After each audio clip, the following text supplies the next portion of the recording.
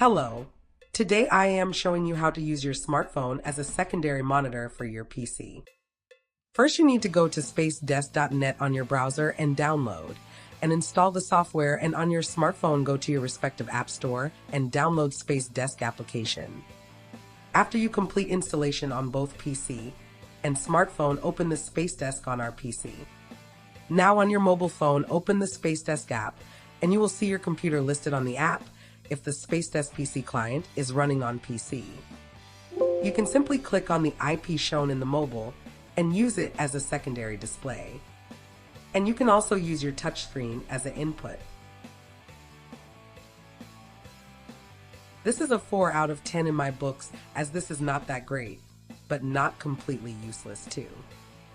If you are a beginner web dev and lazy to press Alt-Tab on your keyboard for seeing your code output, this is really helpful. If you can't afford a second screen, this is the cheapest way. Make sure you like and subscribe before you leave.